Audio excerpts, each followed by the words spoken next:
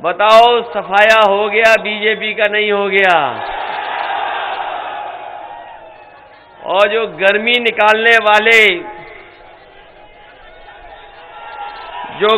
निकालने वाले नेता थे, उनके समर्थक ठंडे पड़ गए कि नहीं पड़ गए? और दूसरे चरण का वोट देख करके सुन्न पड़ गए हैं। और जब रायबरेली वोट डालेगा तो भारतीय जनता पार्टी के लोग शून्य हो जाएंगे। ये बात मैं मान लूं कि न मान लूं?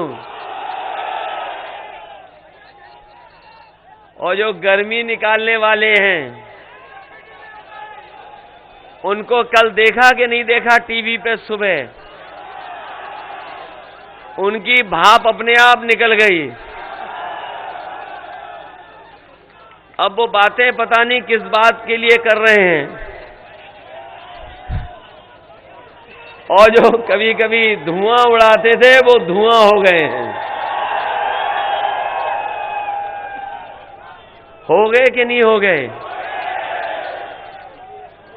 अब वो कानून व्यवस्था की बात कर रहे हैं। जिनकी सरकार में हिरासत में मौत हुई हो, और देश में सबसे ज्यादा अगर कहीं हिरासत में लोगों की जान जा रही है तो वो उत्तर प्रदेश है। और इनके लोग वसूली के लिए, बताओ, व्यापारी की जान ली कि नहीं ली?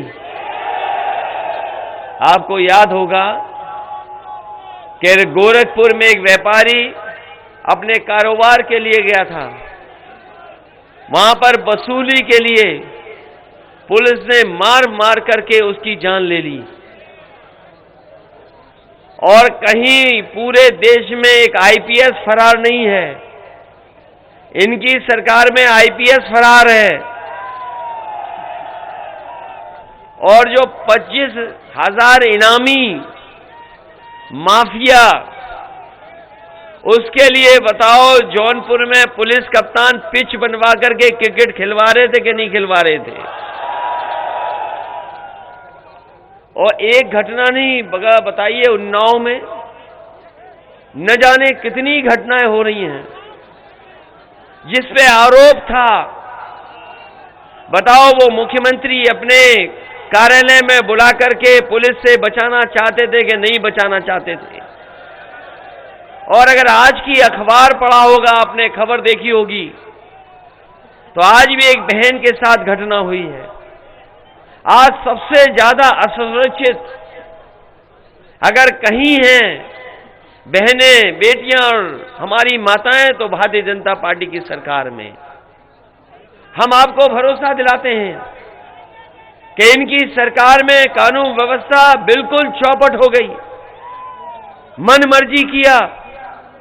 और एक घटना नहीं है, हम न जाने कितनी घटना बता सकते हैं आपको। और ये रायबरेली के लोग जानते होंगे कि यहां पर भारतीय जनता पार्टी के लोगों ने किस तरीके से लोगों को सताया है। न जाने कितनों पे झूठे मुकदमे लगे हैं। और वो चुनाव भूल जाओगे आप, पंचायत का चुनाव, ब्लॉक प्रमुखी का चुनाव, कोई सदस्य अपने घर पर नहीं रह पाया। जिला पंचायत सदस्य तो दूर, बीडीसी तक के पीछे पुलिस पड़ी हुई थी। और वो भूल जाएंगे आपके पर्चा एक बहन से कैसे छीना गया। पर्चा छीनने के लिए ये भारतीय जनता पार्टी के लोगों ने एक बहन के कपड़े तक फाड़ दिए थे। ये हमारे मुख्यमंत्री की गलती नहीं है।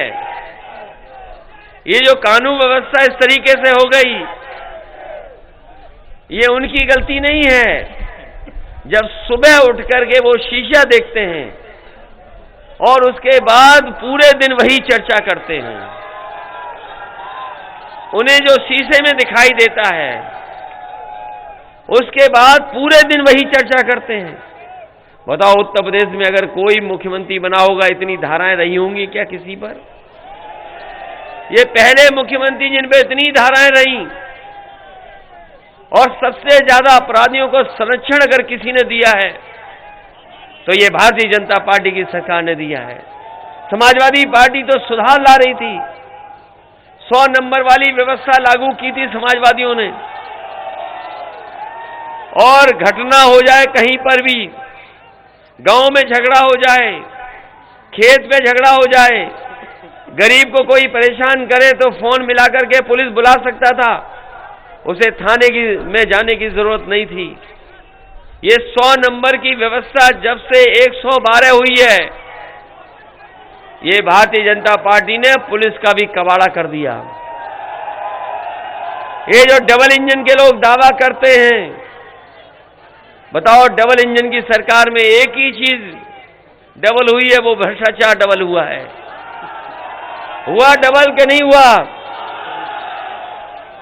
इसलिए साथियों, मैं जन समर्थन देख करके और जन सलाह देख करके मैं कह सकता हूं कि यहां के लोगों ने अपनी राय बना ली है। बताओ राय बन गई कि नहीं बन गई? कि अब तो केवल साइकिल की रफ्तार बढ़ेगी और किसी की रफ्तार नहीं बढ़ने वाली। इसलिए समाजवादी पार्टी ने तय किया है कि इधर जब बिजली का बिल आता है तो आपको करंट लगता है कि नहीं लगता है। इसलिए समाजवादी पार्टी ने तय किया सरकार बनने पर 300 यूनिट बिजली फ्री होगी, किसी को बिल नहीं देना पड़ेगा। और हमारे किसानों को हम भरोसा दिला के जा रहे हैं, जिस तरीके से पहले सिंचाई माफ थी, कोई पैसा नहीं देना पड़ रहा था, आने वाले समय में समाजवादी सरकार बनेगी तो सिंचाई के लिए पूरी की पूरी बिजली माफ होगी, एक भी पैसा आपको नहीं देना पड़ेगा। हमारे सरकारी कर्मचारी जानते होंगे, पुरानी पेंशन बहाल को लेकर के बहुत मांग कर रहे थे कि पुरानी पेंशन बहाल हो। समाजवादी पार्टी ने तय कर दिया है सरकार बनने पर पुरानी पेंशन बहाल हो जाएगी। और अगर बजट से भी कॉर्पस फंड बनाना पड़ेगा तो कॉर्पस फंड बना करके उनकी मदद करने का काम होगा। ये हमें नौजवानों के हाथ में मोबाइल दिखाई दे रहे हैं, स्मार्टफोन, और एक साथी लैपटॉप भी हमें दिखाई दे रहा है। इधर आपने देखा होगा जब चुनाव की तारीख आ रही थी तो हमारे बाबा मुख्यमंत्री ने बहुत स्मार्टफोन बांटे, लाखों लाख बांट दिए स्टेडियम में, टैबलेट बांटी और लैपटॉप भी बांटा, लेकिन रायबरेली के लोगों को कुछ नहीं मिला। बताओ मिला आपको किसी को?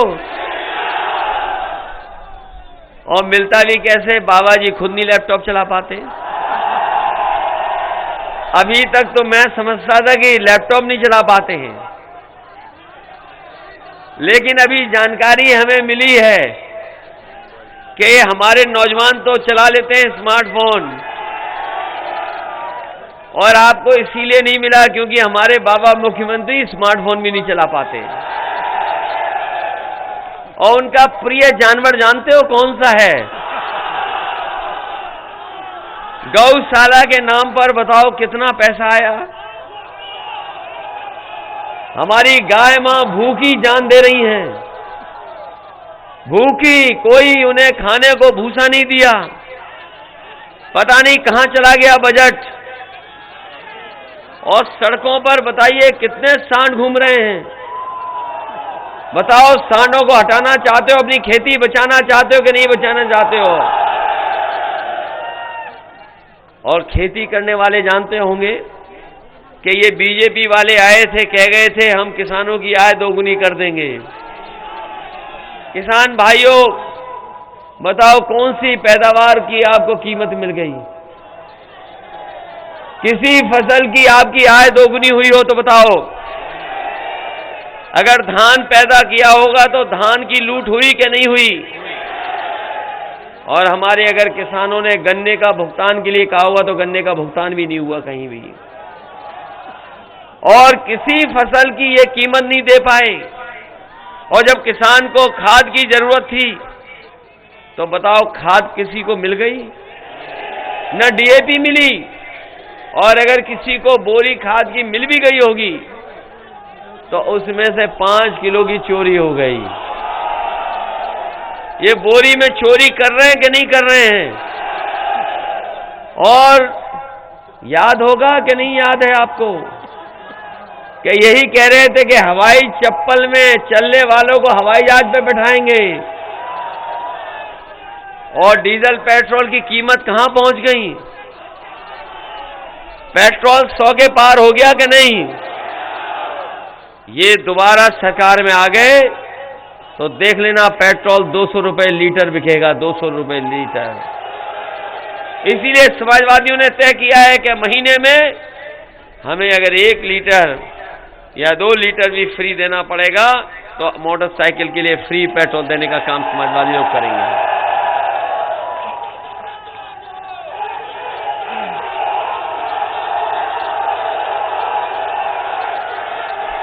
इनके भाषण सुने बीजेपी वालों के आपने? अभी प्रधानमंत्री बोल रहे थे कुछ दिन पहले यहीं पर बगल में, कल प्रधानमंत्री बोल रहे थे यहां पर, एक बोल रहे थे बुंदेलखंड में, एक बोल रहे थे हाथरस में, एक बोल रहे थे बाराबंकी में। कभी इनका भाषण ध्यान से सुनना आप, और जब ध्यान से सुनोगे और आकलन करोगे तो आप पाओगे कि इनके जो छोटे नेता हैं वो छोटा झूठ बोल रहे हैं, जो इनके बड़े नेता हैं बड़ा झूठ बोल रहे हैं, और जो सबसे बड़े हैं वो सबसे बड़ा झूठ बोल रहे हैं। ये बात सही है कि नहीं है? इनसे ज्यादा झूठ बोलने वाली पार्टी कोई नहीं हो सकती जितना भारतीय जनता पार्टी के लोग झूठ बोल रहे हैं। इन्होंने नौजवानों को सपने दिखाए कि नौकरी मिल जाएगी, रोजगार मिल जाएगा। हमारे नौजवान 5 साल इंतजार करते रहे कि ये सरकार नौकरी रोजगार देगी, लेकिन 5 साल इंतजार में ही कट गए। बताओ इंतजार में कट गए कि नहीं कट गए? और ये बीएड वाले जानते होंगे आपको कितना लड़ना पड़ा, कब से संघर्ष कर रहे हैं आप लोग। आपने हमारा घोषणा पत्र तो देख लिया होगा, इसमें शामिल कर दी हैं हमने आपकी चीजें, और न केवल आपके लिए बल्कि टीटी के साथ साथ बीटीसी, बीएड, बीपीडी और हमारे शिक्षा मित्रों की भी बहुत जान गई है। इन सबको नौकरी देना, इनको समायोजित करना, इनके साथ साथ ये हमारे पढ़े लिखे नौजवान जानते होंगे 11 लाख पद खाली हैं सरकार के, 11 लाख पद खाली हैं। उन पदों को भर करके अपने नौजवानों को नौकरी और रोजगार देने का काम करेंगे। ये जो गर्मी निकालने की बात कर रहे हैं, जो भाप हो गए हैं और वोट पड़ेगा उस दिन धुआं हो जाएंगे, हम उन्हें कहना चाहते हो आप गर्मी निकालना चाहते हो, समाजवादी सरकार बनेगी तो अपने नौजवानों को फौज में और पुलिस में नौकरी देने के लिए नौकरी निकालने का काम करेंगे।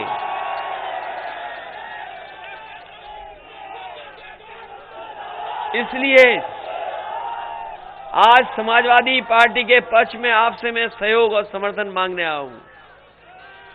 बताओ हमारा सहयोग करोगे कि नहीं करोगे?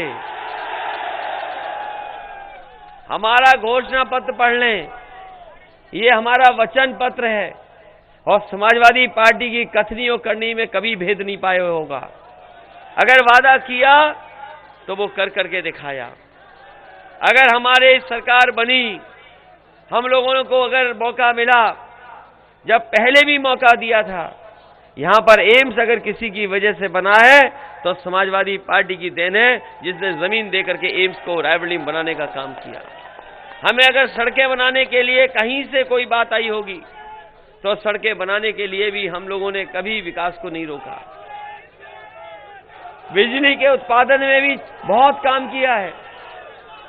आने वाले समय में ये निश्चित करके जा रहे हैं कि अगर हमारे गरीबों की गंभीर से गंभीर बीमारी के लिए अगर सरकार के बजट से पैसा देना पड़ेगा तो हम आपके गरीबों के इलाज के लिए बजट से पैसा दे करके उनका पूरा का पूरा इलाज फ्री कराने का काम समाज लोग करेंगे। ये आज जो एम्बुलेंस चल रही है सड़कों पर, ये समाजवादियों की देन है।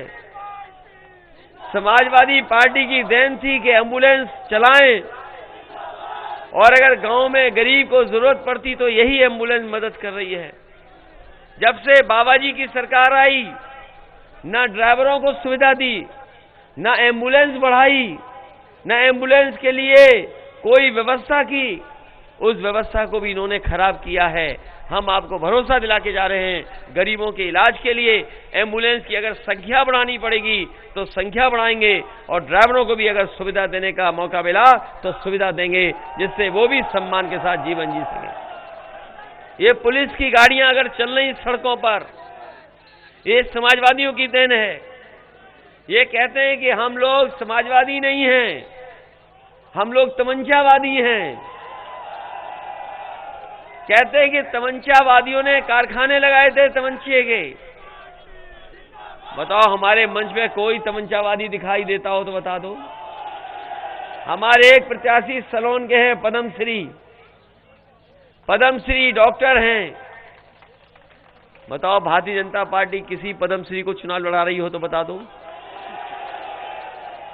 और तमंचे का लाइसेंस देख लेना किनके पास है।